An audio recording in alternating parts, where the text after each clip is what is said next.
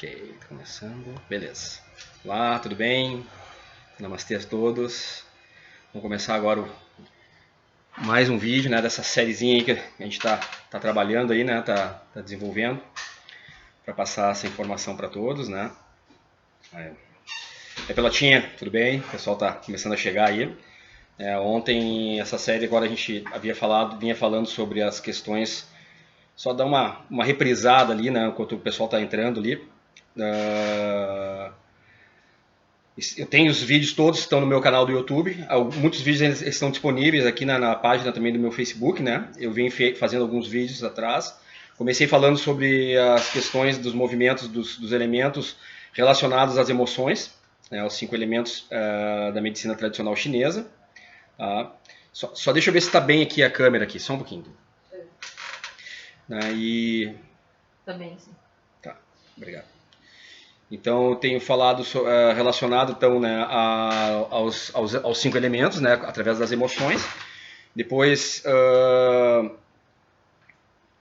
tá bem? Deixa eu ver aqui.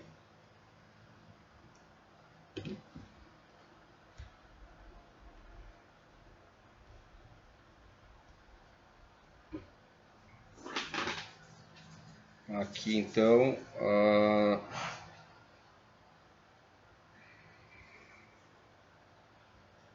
Então venho falando sobre a questão da medicina tradicional chinesa também, né, as medicinas orientais, a medicina tradicional chinesa, como ela enxerga as questões dos movimentos do Yin e do Yang, né? Falamos um pouco também sobre o taoísmo, algumas noções, na verdade, de taoísmo, né? Que permeia também a medicina tradicional chinesa, o Yin e o Yang e a teoria dos 5 elementos, né? Ali nós conversamos e mostramos também como esses 5 elementos que estão na natureza, né, e eles estão refletidos aí dentro do nosso corpo, como eles influenciam a saúde dos nossos órgãos, vísceras, né, e também o equilíbrio das nossas emoções. Alexandre Wigner, grande presença aí. Carla Hag, show de bola, que bom tê-los aí. Então a gente vem mostrando, então esse é um conhecimento, né, adquirido aí em torno de 18 anos que eu recebo, né, a medicina tradicional chinesa, primeiro para me tratar. Depois eu comecei a praticar algumas técnicas chinesas, como o Kung Fu, Shaolin do Norte, o Qigong Li, né, eu comecei há 18 anos atrás, eu fui inserido, né, nessa prática também, nessa técnica. Comecei a praticar essas técnicas, fiz cursos daí, então, sobre medicina tradicional chinesa, curso de Tuiná, mais especificamente, uma técnica da medicina chinesa. Fiz também, comecei a dar aulas daí também de Kung Fu e de Qigong Li.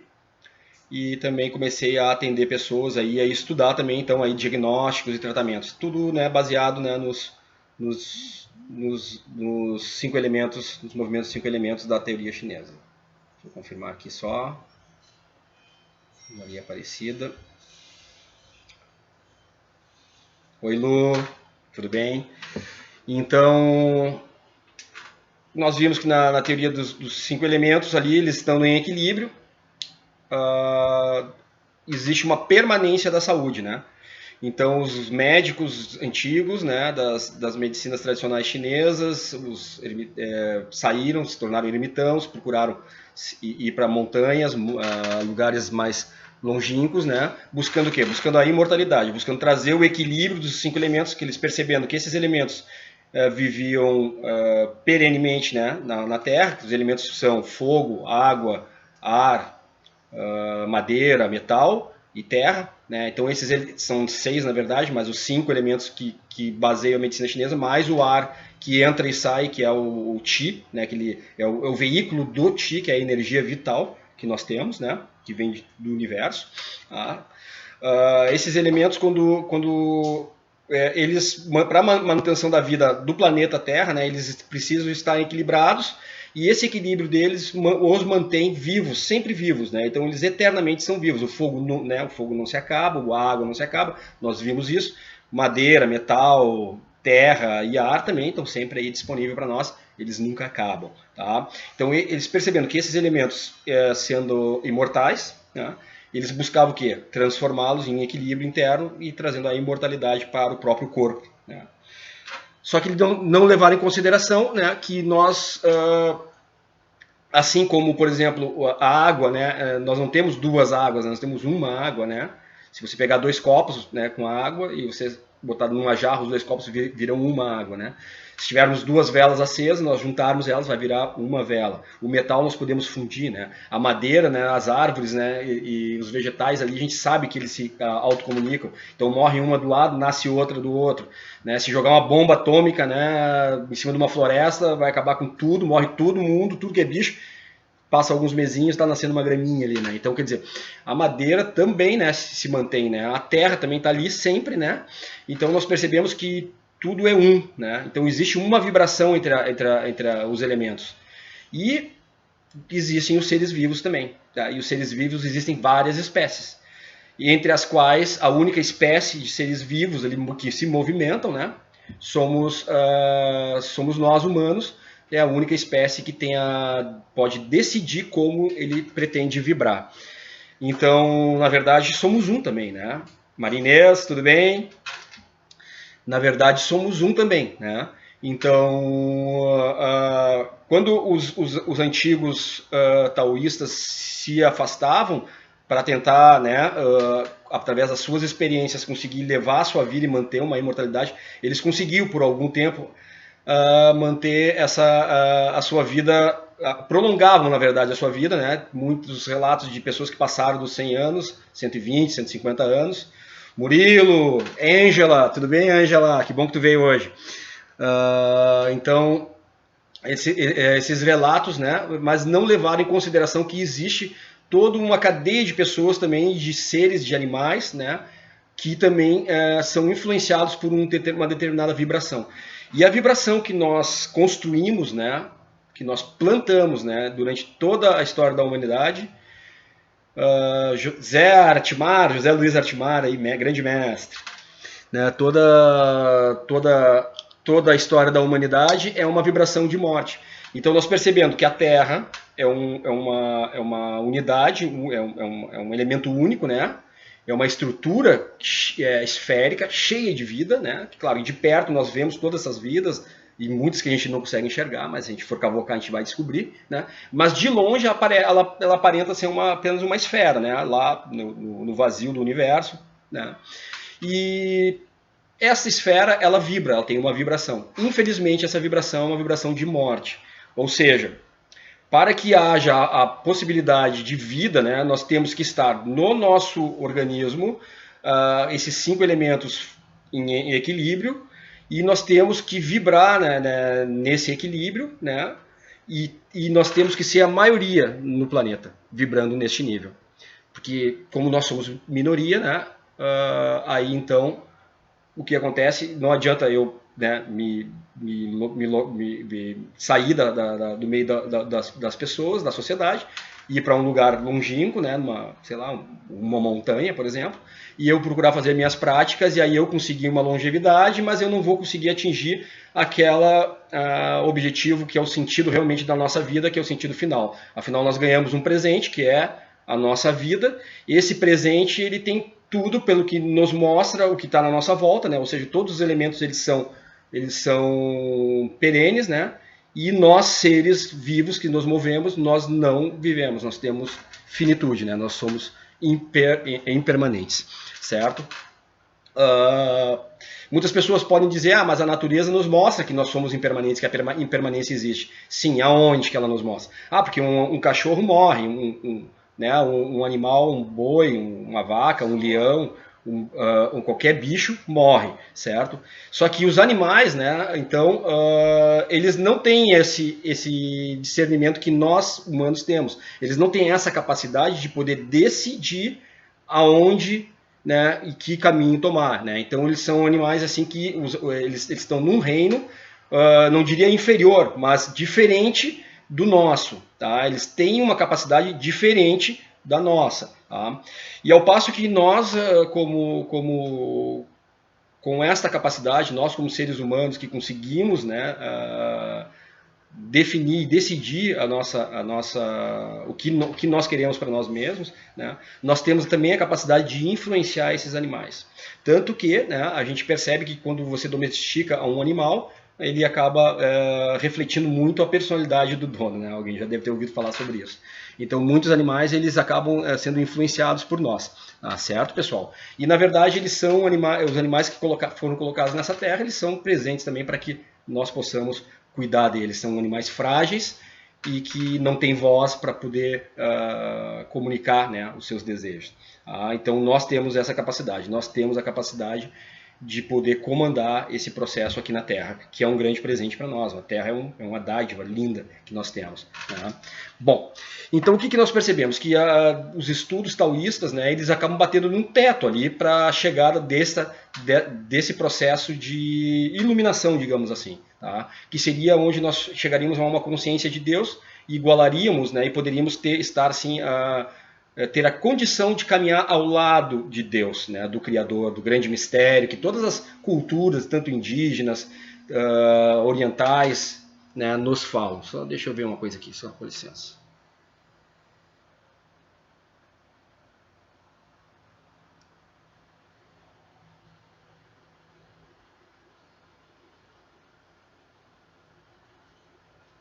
Ok. Foi alguém que me ligou, aí o meu celular ele acaba pausando, né, a transmissão. Eu estou de volta aí. Deixa eu ver só um momentinho. Aqui. Tá ao vivo. Ok. Estou de volta aqui. Beleza. Pessoal, então, como o conhecimento taoísta, a partir o legado taoísta, né, que seria o primeiro imortalidade, ele acaba batendo neste teto, né? Para mim, assim, o conhecimento da medicina tradicional chinesa ela acaba sendo um processo horizontal, onde eu consigo, né, estudar então os tratamentos das patologias, né, através dos 5 elementos, e existe muita coisa para aprender. Áurea, tudo bem? Áurea, seja bem-vinda.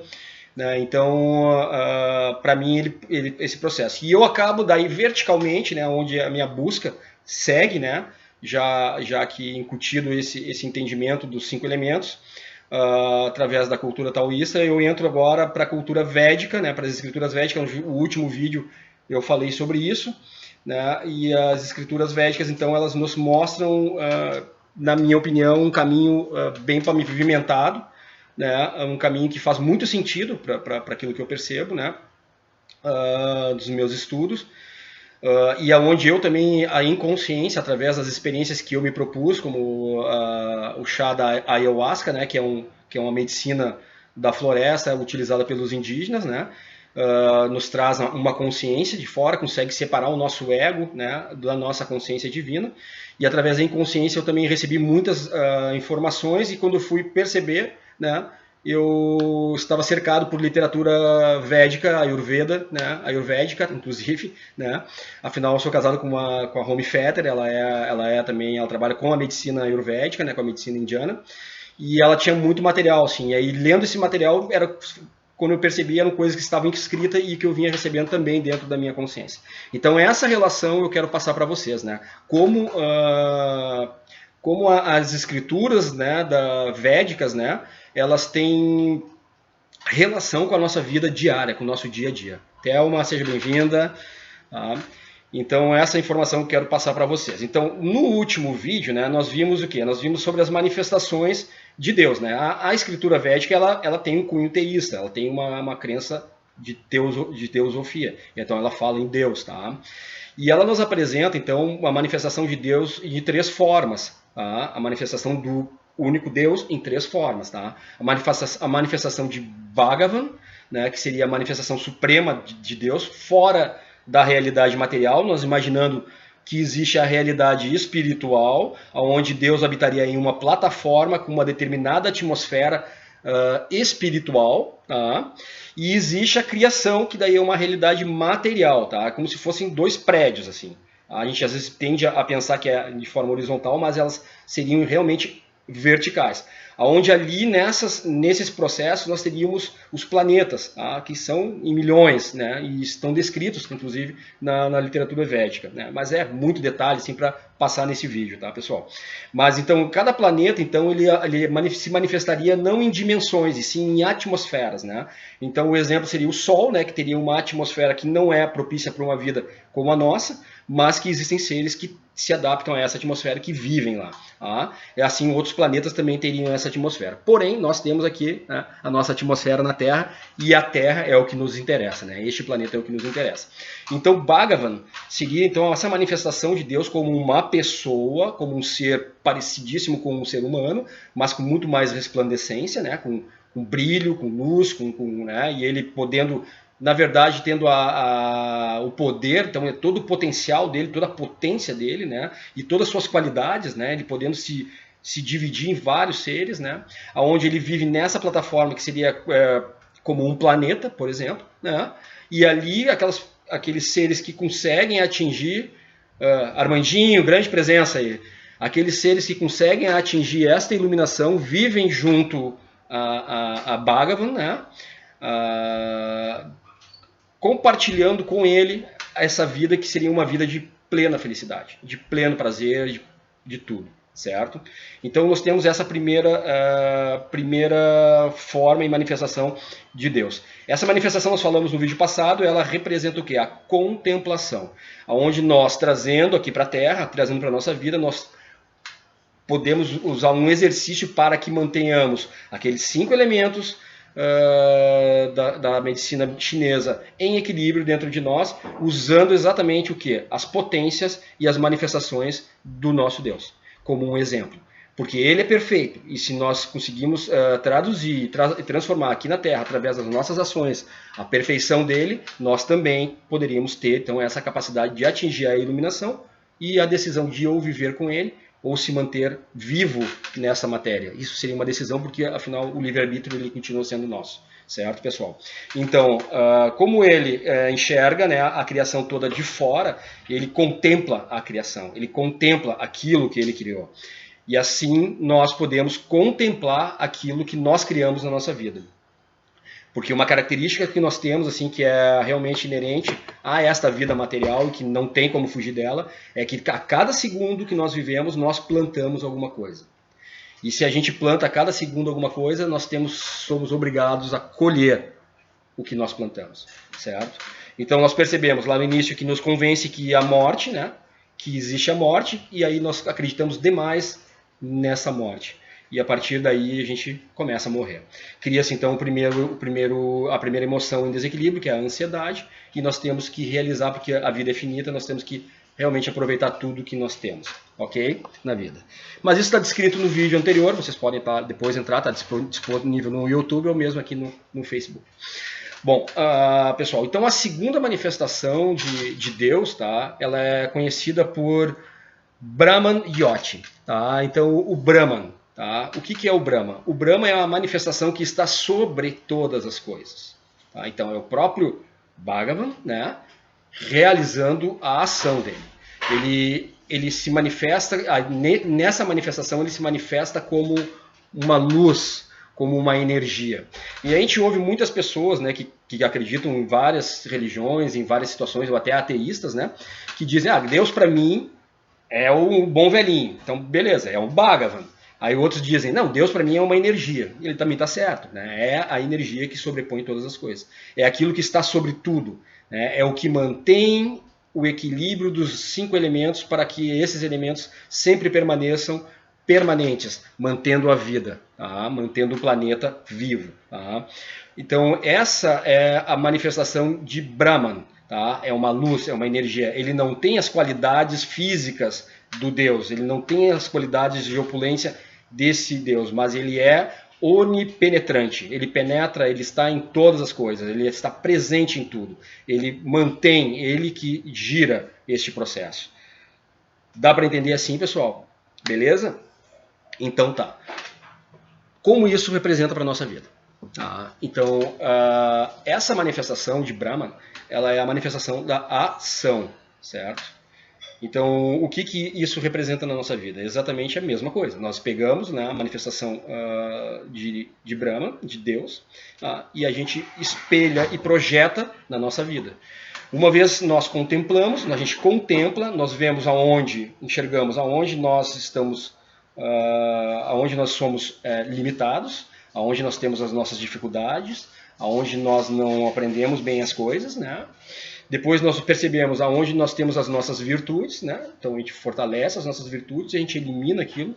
A gente percebe daí, durante a nossa caminhada, desde o nosso nascimento, né? Todas as amarras que nós passamos no nosso corpo, tudo que nós trancamos na nossa vida, certo? Nós percebemos isso e nós tomamos uma decisão. A gente toma uma decisão. Qual decisão? De limpar aquilo que está sujo, aqueles venenos, né?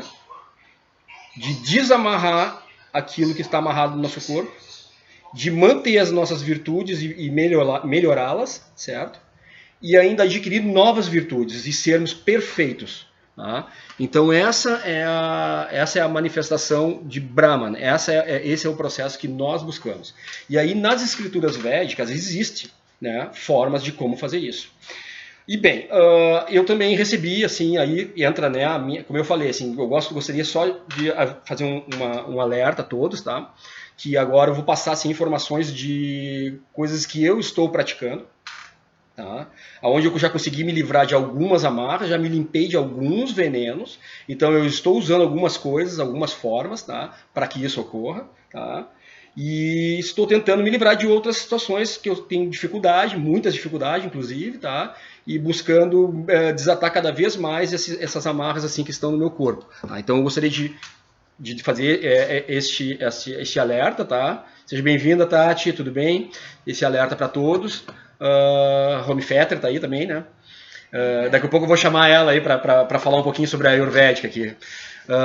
Mas gostaria de fazer esse alerta a todos, tá? E como tem alguns processos de exercícios físicos que eu estou praticando, processos de respiração, caminhadas e etc, né? Então, se alguém quiser fazer seguir alguns passos, algumas coisas que eu estou fazendo, sim, pode me perguntar também, mas eu sempre sugiro que faça sempre uma consulta médica, né, uma consulta com um cardiologista, né, um check-up de um cardiologista, porque também os processos não são assim tão rápidos, né?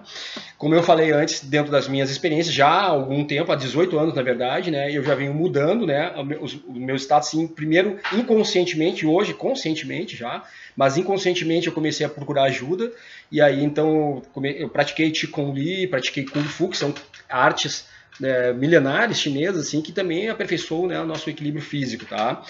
E agora eu estou fazendo outros processos um pouco mais diferenciados, assim, digamos assim, bem mais recebido mesmo em consciência através das minhas experiências, né, com a ayahuasca. Tá?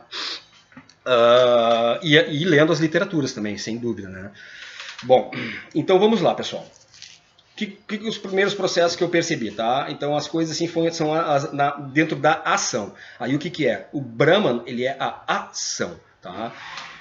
Então nessa ação, na verdade, assim, a ideia é o que é? Elevar primeiro, né, a consciência de Deus, né? Então nós temos 7 armadilhas que o mundo ele se defende de nós, a vida. Então nesse processo de Brahman, quando ele está em ação no planeta Terra, o planeta ele se defende do nosso risco, do nosso ego, na verdade, através de 7 armadilhas que são criadas, tá? Que o nosso ego acaba se agarrando nisso porque ele se sente poderoso. E a armadilha é exatamente o que é a armadilha? O que significa uma armadilha? Uma armadilha significa um estado, um ambiente onde você se sinta seguro e que você fique desatento. A partir dessa desatenção você acaba caindo na armadilha. É uma emboscada, na verdade, né?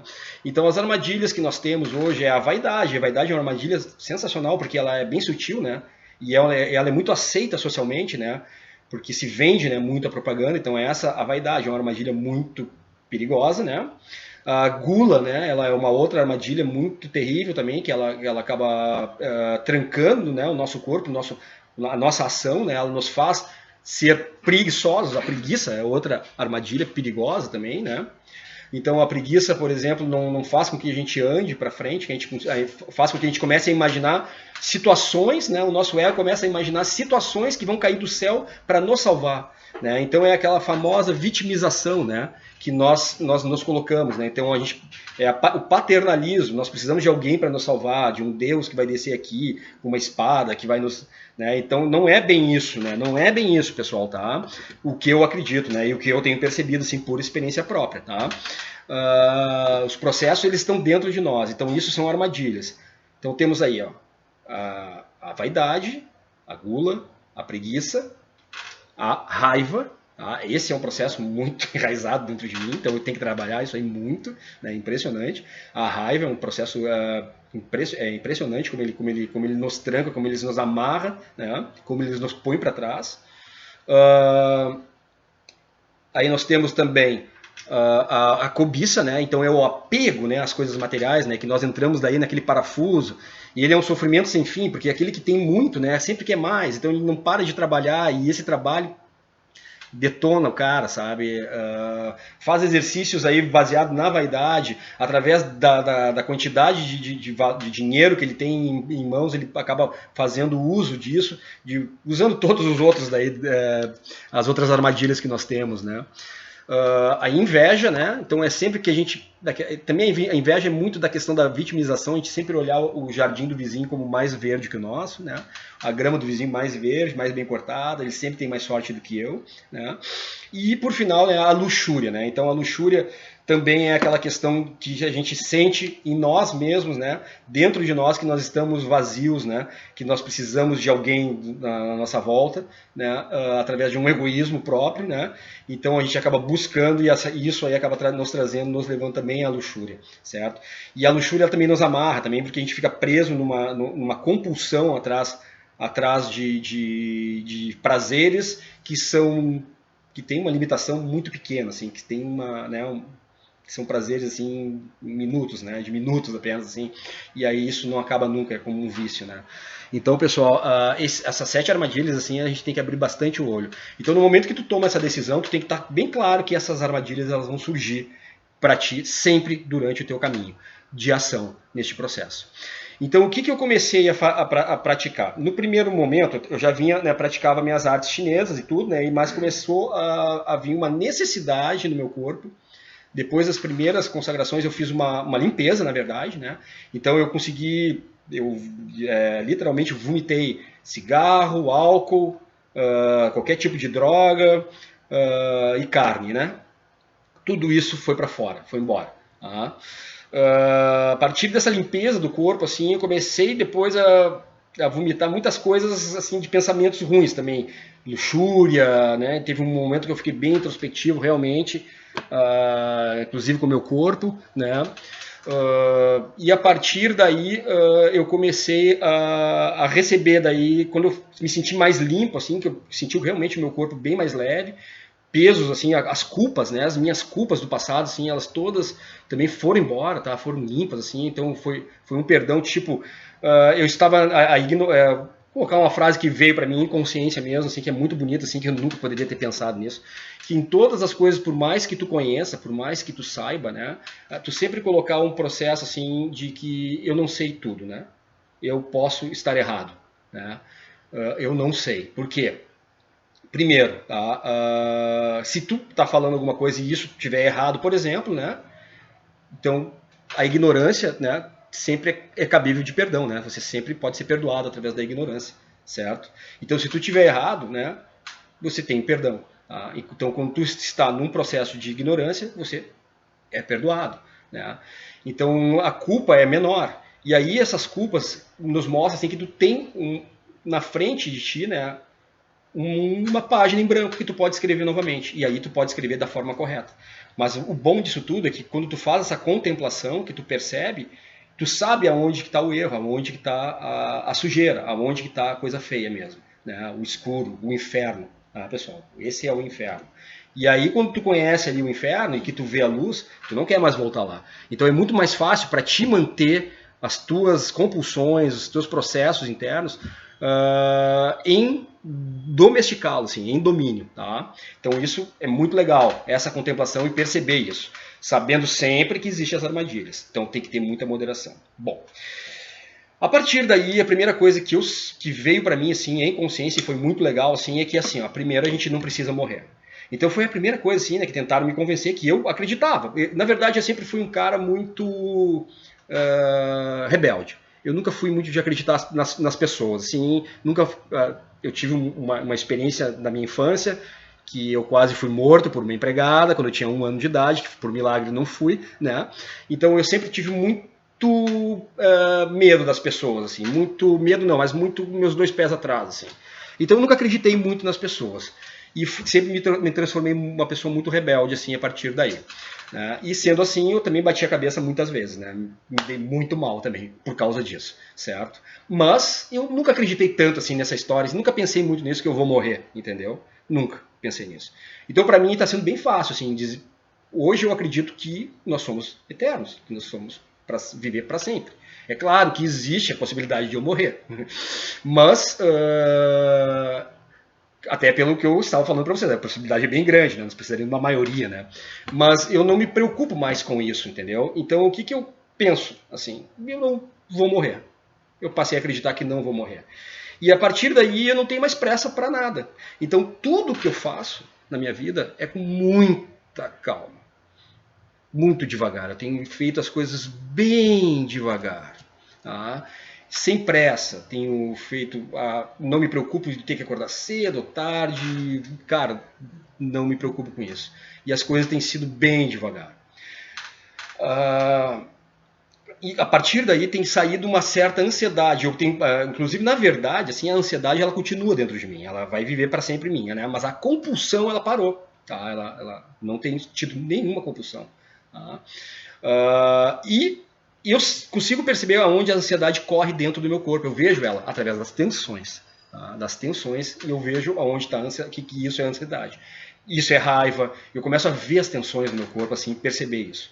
E isso tem sido muito legal, tá? Porque daí eu fico vendo assim, e aí eu vejo que esse é o meu ego, né? E aí começo a dar o real tamanho dele. Ele não é tão grande que nem a gente pensa. Tá? Ele é bem pequenininho, na verdade, ele é bem limitado, por sinal. Ele que nos limita, inclusive.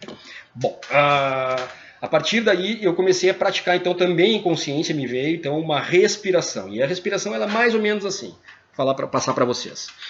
Ela é uma respiração que ela leva o ato de inspirar e expirar leva quase 30 segundos, né? Vou mostrar para vocês.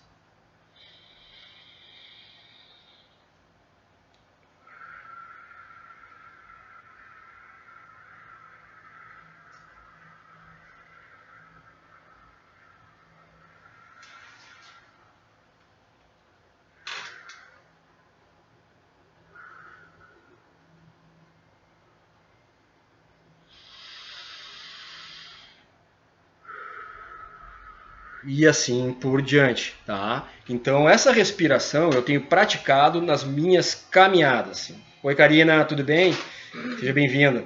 Eu tenho praticado nas minhas caminhadas, tá? Então não importa, eu tenho feito algumas caminhadas assim, antes do vírus, né? Eu vinha fazendo em torno de 6 km a 7 km por dia, caminhando, né? Independentemente sim, de calor, frio, né? A não ser quando chovia, daí eu pegava carro ou ônibus, né?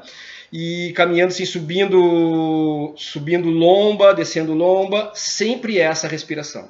Sempre essa respiração. E durante a caminhada, eu tenho feito, eu moro aqui, né, no Jardim do Salso, então tem aquela lomba da Cristiano Fischer, né, que ela é bem grande e, né, desse jeito assim, né, bem íngreme, né. Então eu tenho feito a caminhada sempre com essa respiração. E cada vez mais concentrado nessa respiração, tá? Essa respiração eu percebi que no meu corpo ela não acelera o meu coração, o meu coração não bate, inclusive ele mantém um batimento. Mesmo com calor assim fortíssimo, assim, eu percebo que eu não sinto calor, eu não sinto suor vindo, não vem suando, né? E eu vou, durante a caminhada, eu vou percebendo assim as minhas tensões, né? Porque a gente está caminhando, as tensões, independente se eu estou de mochila, com peso, que às vezes eu levo o meu material de yoga assim, para fazer na Redenção, por exemplo, eu caminho daqui do Jardim do Salso até a Redenção, né, para fazer yoga. Então eu tenho percebido, mesmo com mochila, assim, eu tenho percebido assim, que consigo relaxar. As tensões, elas sempre, para mim pelo menos, começam nos ombros aqui. E aí eu vou relaxando. E daqui a pouco elas aparecem assim, em lugares assim que vocês nem imaginam. Assim, na ponta do minguinho da mão e às vezes na ponta do minguinho do pé, assim, incrível. E aí eu vou relaxando ali, eu vou percebendo, e através da respiração eu vou percebendo o meu corpo e vou relaxando essas tensões. E aí eu faço a caminhada. Essa caminhada leva 1 hora e 15, assim, sem pressa. Toda vez que eu me vejo, assim, incrível também, que quando eu me vejo caminhando um pouco, até no pensamento, assim, que eu perco a respiração e vou pensar no futuro, por exemplo, né, de coisas que eu vou fazer, assim, parece que me tranca aqui, ó, alguma coisa, e eu tenho que dar uma parada, assim, para voltar de novo ao presente e continuar mantendo essa respiração. É incrível, tá, pessoal? Mas isso tem me dado, sim, uma energia muito legal, sim, tá? Outra coisa que eu tenho praticado bastante, estão nas escrituras eles falam muito também, com relação a yoga. Tenho praticado já nesses últimos 2-3 meses já yoga. E a Romy Fetter, minha esposa, assim, ela conhece desse métier, ela trabalha com a medicina ayurvédica e a yoga ela faz parte, é uma das atividades da medicina ayurvédica, né? Assim como a alimentação, que eu vou falar um pouquinho para vocês. E ela me passa alguns asanas, né? E eu tenho feito algumas coisas e também a Surya Namaskar. É claro, eu quero fazer aulas de yoga, mas ainda não há possibilidade porque ocorreu essa questão do coronavírus agora, né? Mas percebi assim, que meu corpo ele tem dado uma boa soltada, assim, bastante até. Inclusive, acordo muito de madrugada, assim, né? Então a yoga, tenho percebido isso, tenho feito isso, praticado bastante. E a minha alimentação. A minha alimentação eu tenho, olha, o café da manhã eu tenho feito assim cafés gigantes, assim, sabe, com muita fruta, assim. Então eu tenho o que eu gastava muito em bebida, em cigarro, em carne, né? Eu tenho gastado em frutas. Eu compro muita fruta, né? E o pão e queijo, né? E manteiga, né? Então são praticamente assim frutos, né? Da terra. Isso me veio também que os frutos são bons, né? Para comer. Então são frutos, né? Eles são feitos para isso, né? Então o leite, né? O fruto, né? Da vaca, né? A fruta, né? Do vegetal, né? Clarissa, tudo bem, Clarissa? Seja bem-vinda. Então essa alimentação tem sido bem boa. E essa alimentação, como eu como bastante de manhã, eu tenho comido só no final da tarde, lá já para uma janta, assim. E aí eu comido, né? Obviamente grãos, vegetais, uma alimentação bem melhor, assim. De vez em quando dá umas escorregadas aí, mas uma pizza, né? Uma coisa sempre rola, né? Também. Mas mais assim, rotina mesmo, assim, eu tenho comido esse tipo de alimentação.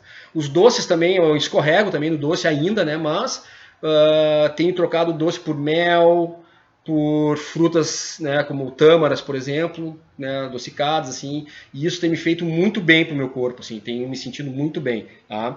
Então esse tipo de alimentação também tem me ajudado bastante, né? E eu tinha combinado com a Romy, né, de ela vir aqui dar algumas informações, né, que são mais técnicas, assim, relacionados, né, à situação de yoga, à respiração pranayama, né, e também essa questão dos doces. Eu vou convidar ela para vir aqui para falar um pouquinho para vocês também, tá? Que ela tem muito, né, passar a bola para quem conhece mesmo sobre isso aí. É só experiência mesmo, tá, pessoal? Deixa eu ver aqui se eu viro para ela aqui.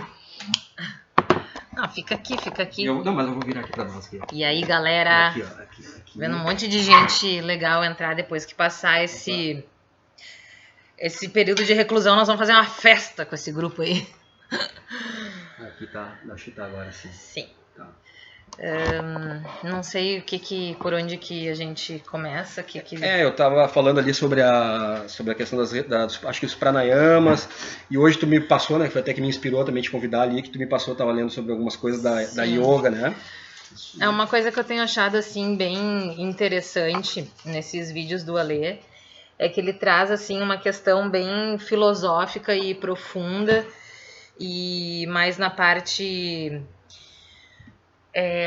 assim, filosófica mesmo, né, do entendimento e da teoria das coisas, e que une o conhecimento chinês com o ayurvédico.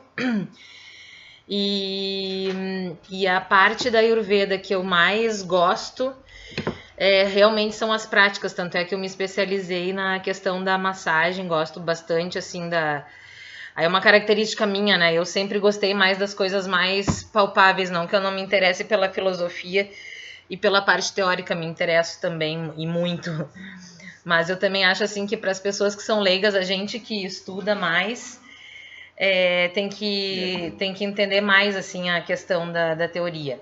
As pessoas que são leigas no assunto e que querem começar por algum lugar, eu acho bem legal dar os exemplos práticos. Eu vi que a Ângela escreveu ali nos comentários, preciso dessa tua calma. Então, assim, é uma coisa bem possível de acontecer, se adquirir essa calma, né?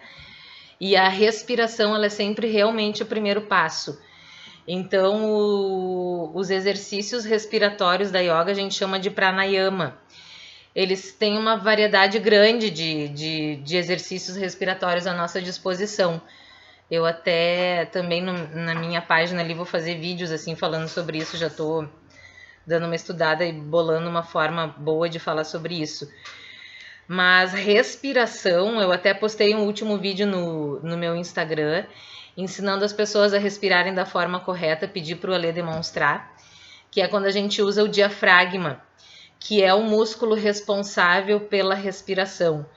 Então, no meu vídeo ali, expliquei que em cima aqui da nossa parte aqui do abdômen, né? O diafragma ele é um músculo que ele é uma tira, ele tá nessa altura aqui assim, ó, da barriga, e o nosso pulmão tá aqui, né? Então, o diafragma tá aqui embaixo. Quando a gente respira com ele, expande ele, a gente consegue levar ar através das vias aéreas até a base do pulmão. Um dos segredinhos do pranayama, de um dos tipos, é que a gente expire mais ar do que está entrando.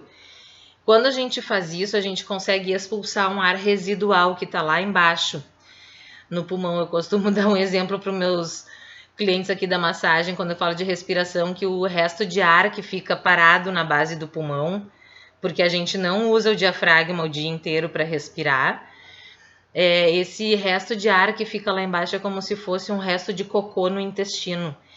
Então, assim, é um elemento que está parado ali dentro do teu corpo gerando toxinas. E essas toxinas, elas começam a, primeiramente, alterar o estado psíquico da gente, trazendo depressão, ansiedade, pânico. Então, assim, eu sinto que nessas técnicas que o Alê tá falando, né, dos exercícios que tocou para ele fazer, do tipo de respiração, do tipo de alimentação, as práticas de Qigong, as práticas de yoga, todos esses recursos que essas medicinas nos oferecem são sempre para desobstruir qualquer canal do corpo da gente, para desentupir os canos e para deixar que a energia, fazer com que a energia, tanto a energia sutil, né, na nossa anatomia sutil entre nadis e meridianos, flua bem, quanto na parte também de vasos sanguíneos, de intestino, de estômago, de fígado, de tudo. Então, eu acho que o primeiro passo é a gente aprender a respirar bem. Quando a gente respira da forma correta, tu já vai estar abrindo vários canais dentro de ti, não só os sutis, mas também os físicos, quando tu expulsa um resto de ar velho que está lá parado no teu pulmão. Um outro remédio que a Ayurveda nos fala muito é a questão da água. A ingestão da água, ela é muito importante. E a yoga, e o que mais que eu anotei aqui? Jejum também é uma coisa interessante de fazer, de vez em quando dar umas horas de eleger uns 2, 3 dias da semana e realmente ficar umas 14, 15, 16 horas em jejum. Isso é bom, teu corpo ele se organiza de uma forma a estar eliminando as toxinas, a estar botando os excessos para fora, ele se organiza, é uma hora que a gente dá um tempo para ele se organizar, ele tem essa capacidade de se organizar. A nossa farmácia interna é acionada nessa hora.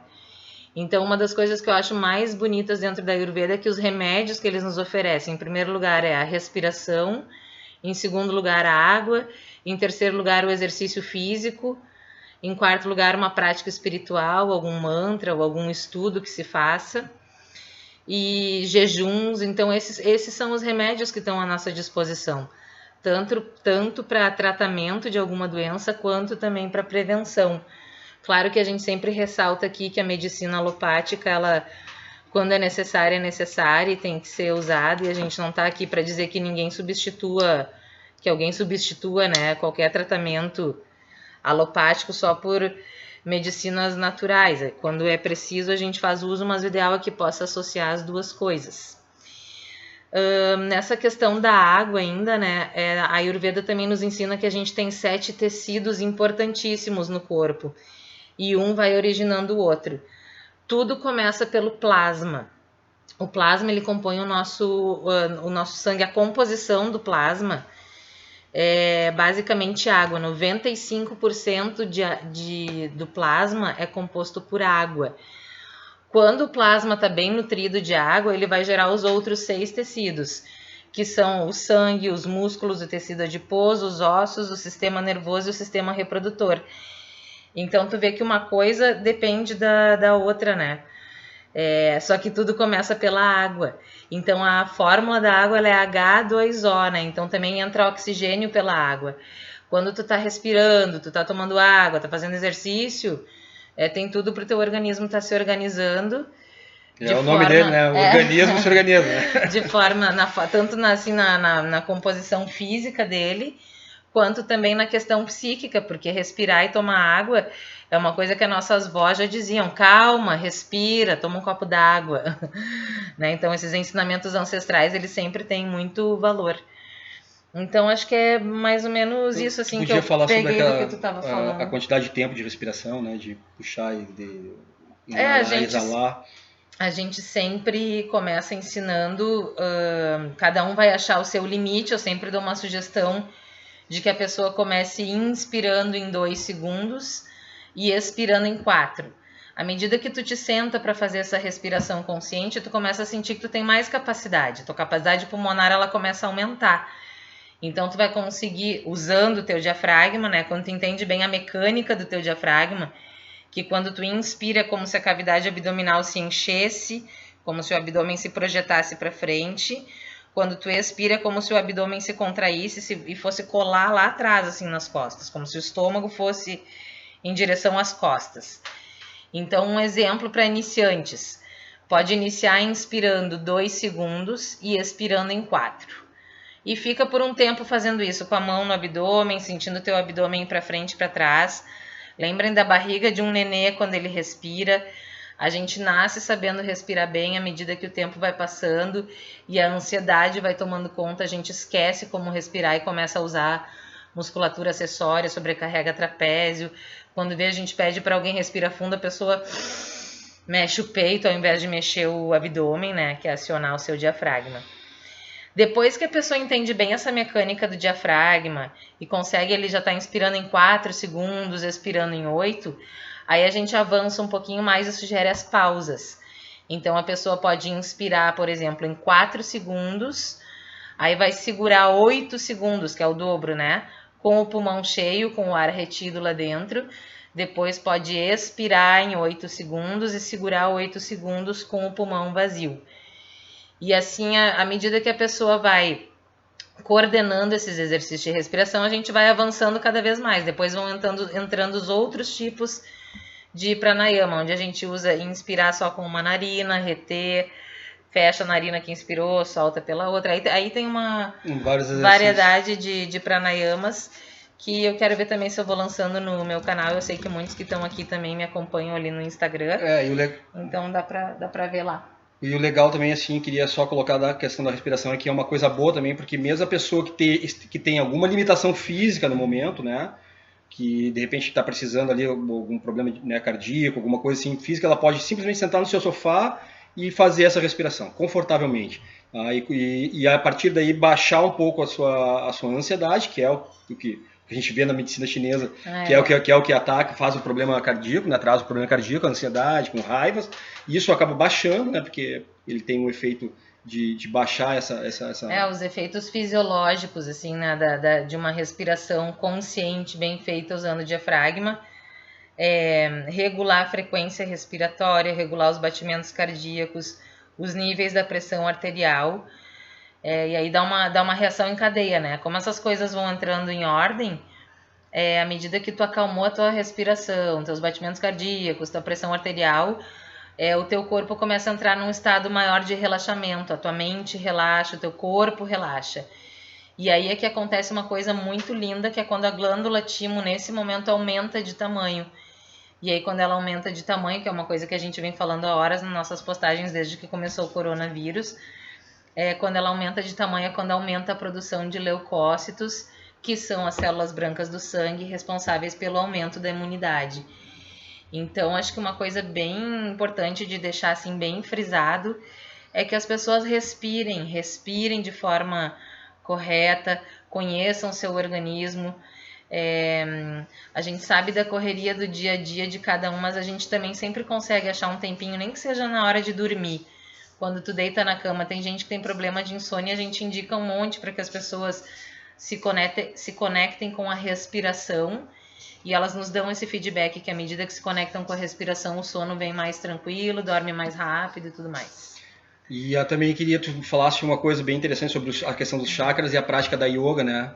A relação que ela sim. hoje. A prática da yoga, eu me envolvi muito com a Hatha Yoga. Eu comecei as minhas práticas com a Cláudia Fetter, que é minha prima, que dá aula. Inclusive, ela faz um doutorado no Instituto de Cardiologia, comprovando essas técnicas da respiração, dos pranayamas e da yoga, com a questão cardiorrespiratória.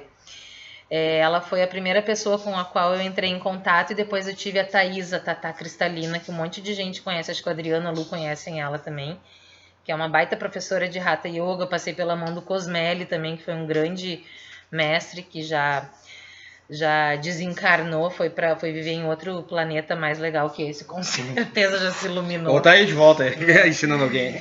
E, enfim, lá no Cosmeli eu cheguei a cursar, eu comecei a fazer um curso de formação de yoga, fiz uns primeiros módulos lá com ele, e uma das coisas que mais me chamou a atenção é que ele fala assim, durante a prática da Hatha Yoga, a gente sempre uma postura vai compensando a outra, né?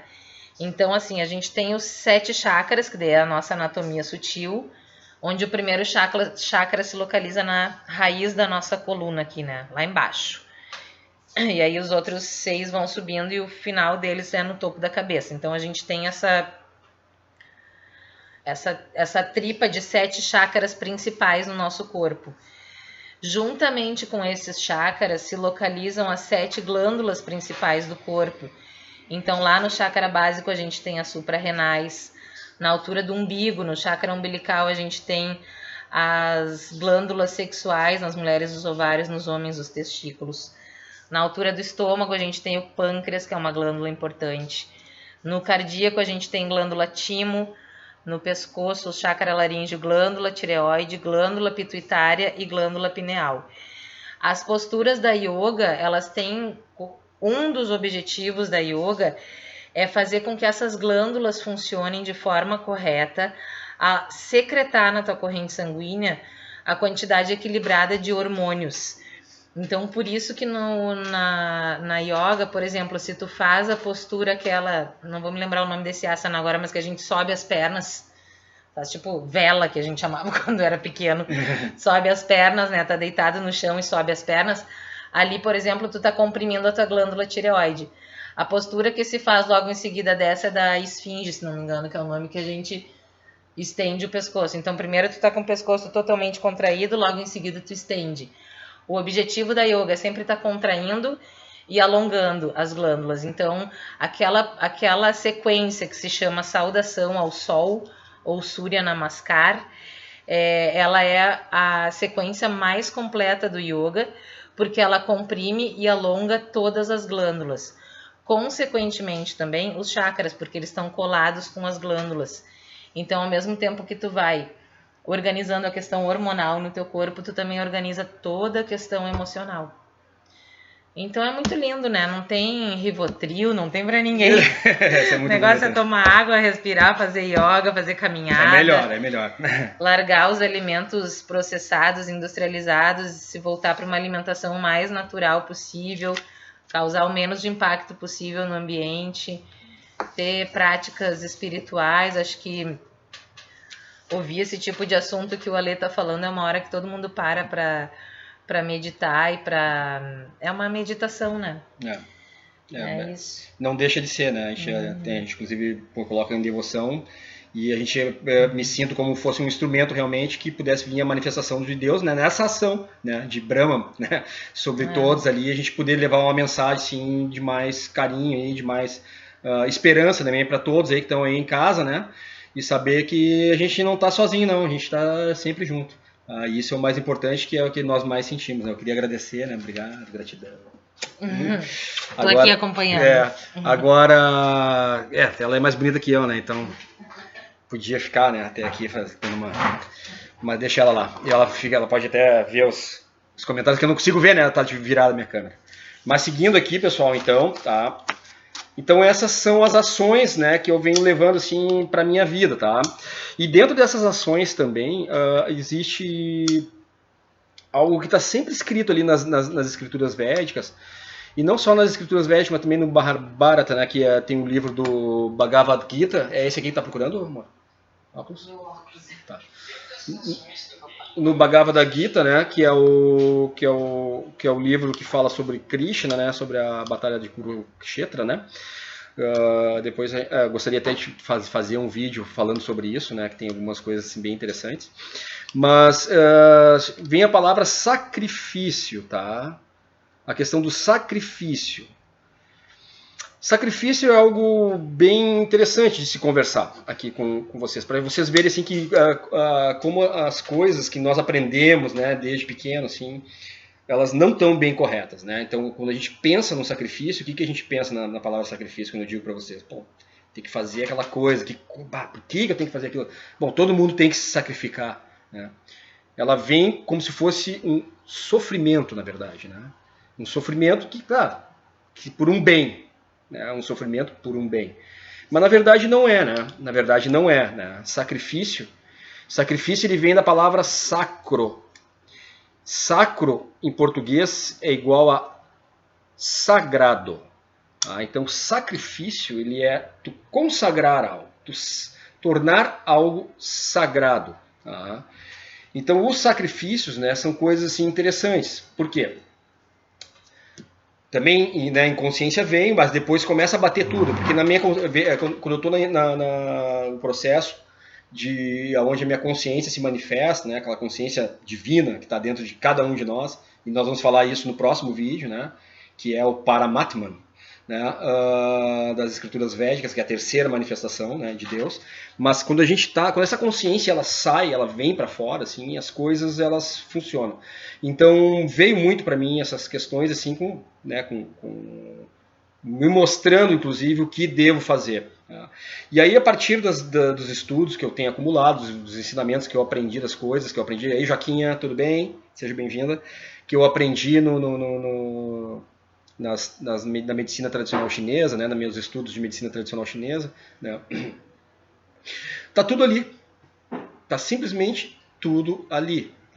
Então a gente vendo assim os 5 elementos, o que nós vemos assim, que a palavra gratidão ela é um antídoto para a ansiedade, certo? Então quando a gente está grato por tudo que nós temos, então nós olharmos assim a nossa volta, o que nós temos esse corpo que é um presente. Nós é que amarramos ele, a gente pode desamarrar. E eu digo uma coisa, eu tenho 48 anos. Tá? Eu levei 48 anos para amarrar esse corpo do jeito que eu amarrei. Tá? Não leva 48 anos para desamarrar ele. Tá? Leva bem menos tempo, eu já estou sentindo isso, que é bem mais rápido o negócio. Tá? Então esses processos, tá? Quando a gente vê que a gratidão, né, ela gera o equilíbrio da emoção da ansiedade. A nostalgia é o equilíbrio da tristeza, então é o antídoto da depressão. Né? A moderação é o equilíbrio ao medo. A indignação, a capacidade de se indignar, de não ficar numa zona de conforto, não ficar parado, é o equilíbrio da raiva. E a felicidade é o equilíbrio da euforia, tá? Da alegria. Tá? Então esses processos, eles estão aí, eles estão para nós, eles estão na nossa volta, a gente tem tudo isso para tornar essas coisas permanentes. Porque esses equilíbrios são a permanência dos elementos. E esses elementos em equilíbrio nos dão saúde e vão nos dar, no mínimo, uma longevidade. Agora, se você acreditar e você começar a vibrar em vida, tá? Aí sim a coisa vai funcionar melhor ainda. Então, mais uma prática que eu tenho feito todos os dias é, quando acordar, eu tornar esse ato sagrado, ou seja, eu agradecer por estar vivo, por ter uma cama para dormir, por ter roupa para colocar. Oferecer um alimento.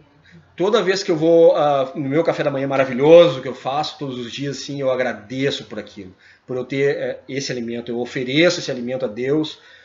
Né? Nós vamos saber porquê também, o porquê desse oferecimento no próximo vídeo, mas eu ofereço com gratidão, agradeço a Mãe Terra por ela produzir, né, todas essas coisas boas para mim, para que eu possa alimentar o meu corpo, para que esse alimento venha beneficiar o meu corpo, com amor, com carinho, certo? Toda vez que eu já falo com meus filhos, né, tenho 2 filhos, eu agradeço por eles existirem, por eles terem saúde, eu agradeço por eles estarem comigo, eu agradeço pelos meus amigos, eu agradeço por tudo, assim, esse ato de agradecer, esse ato de gratidão por todas as experiências, né, os mestres que eu tive, os meus inimigos, esse ato de gratidão é o verdadeiro sacrifício. E não o sacrifício de vidas, onde você mata um animal, né, sacrificando a Deus, que não é a vontade dele, porque se ele deu a vida, ele quer a vida, ele não quer a morte. Você está dando a morte para ele. Não é esse o sacrifício verdadeiro, e sim o sacrifício da vida, o sacrifício do amor, do seu coração. E quando você tem a vantagem do seu corpo, e você receber uma informação, e você aprender com isso, você poder, né, agir ao seu favor, você ter esse poder nas suas mãos e não ficar esperando, ajoelhado, pedindo para que alguém venha do nada para te salvar, do lugar nenhum, do nada para o lugar nenhum para te salvar, entendeu? E tu tem a salvação dentro de ti, nas tuas mãos, contigo ali, que tu pode caminhar e dar um passo de cada vez, uma respiração de cada vez, entendeu? Agradece. Agradece porque esse é o verdadeiro sacrifício, esse é o verdadeiro amor. Ama a ti mesmo. Dá valor e honra aquilo que tu recebeu de presente, que é a coisa mais sagrada que nós temos. Honra isso. Senão, realmente, isso é uma heresia, você não honrar isso que você tem. Tá? Então, pessoal, como eu coloquei, né, eu vou terminar o vídeo. Só voltando assim, a gente planta todo o segundo que nós estamos vivos, nós estamos plantando. E nós vamos ter que colher, né? E assim, a morte, tá? Ela não é uma coisa boa. Ela não é uma coisa boa, acho que não tem... Vou até dizer assim que as melhores mortes que eu consigo imaginar assim, são aquelas que tu, né, cai de um avião, por exemplo, bum, explode e morreu, aí tu não sobra nada de ti. E aí tu apaga na hora, porque não existe morte boa. Tá? Não existe. E claro, se a gente... Esse processo assim, que eu me coloquei, assim, eu tenho bem claro para mim assim, que, né, muito possivelmente eu vou morrer, mas... eu acredito na vida, tá? E na pior das hipóteses, assim, eu volto, né, nessa roda de samsara, conseguindo, entendendo mais ainda e muito mais próximo de atingir a iluminação. E o meu legado fica, né, para os meus filhos, né, para os mais novos, né. Mas eu tenho certeza que tem como virar esse jogo aí, e minha consciência ela não me enganou até agora, assim. Então eu coloco, né, à disposição aí para qualquer dúvida que tenha, tá? Hoje falamos então sobre as ações, né? Essas ações elas estão dentro de nós, elas estão conosco, tá? É nós que temos que fazer isso, é nós que temos que aqui, ó, arregaçar a manguinha e começar a fazer por nós, né? Mas a gente tem o livre-arbítrio. E não adianta porque ele não vai se manifestar no nosso livre-arbítrio. Ele nos deu o livre-arbítrio e vocês têm uma certeza muito grande. Ele respeita o nosso livre-arbítrio. E muito. Tá? Então, estou aqui para ajudá-los, estou aqui para passar essa palavra de esperança para todos, assim, que nós temos solução sim. Nós somos as joias mais lindas, né? Para mim veio a Terra, né? Uma imagem, uma miração, a Terra, né? Como uma mulher linda, né? Toda verde e azul, né? Linda ela, linda. E Deus, né? Lindo também, abraçado nela, dizendo que amava ela muito e deu um colar para ela com as pedras mais preciosas de todo o universo. Brilhavam essas pedras, ele deu esse colar para ela. E olhou para mim e disse, essa é a minha aliança com ela. E essa aliança, essas pedras preciosas são vocês. Somos nós. Tá? Então, pessoal, muitas vezes a gente pensa, né, a gente entra nos nossos processos egóicos e a gente começa a acreditar ali que nós somos um câncer no mundo, mas na verdade a gente é muito mais valoroso do que a gente pode imaginar. Tá? Então fica essa palavra. O próximo vídeo, então, nós vamos falar então sobre a expansão de Deus, né? É onde Deus vive, né? Através da escritura védica, né? Eles chamam de Paramatman, né? Atma é a alma, né? Individual, né? E Param é a grande alma, né? Então é onde Deus vive, né? Na sua expansão, onde Ele vive dentro de cada uma dos seres vivos da criação, onde Ele está se manifestando cada um de nós, né? Onde Ele consegue ali, então, ter as suas experiências. Tá? E aí como elas se relacionam na nossa vida do dia a dia, como nós devemos agir no nosso dia a dia para que torne isso realmente perfeito. Porque a visão da perfeição de Deus, se nós trouxermos para nós, para o nosso dia a dia, essa é a perfeição. Tá, pessoal? Esse é o conhecimento que eu gostaria de passar para vocês. Tá? Hare Krishna a todos. Namastê. Que Deus abençoe a todos. Obrigado. Beijo do coração de vocês.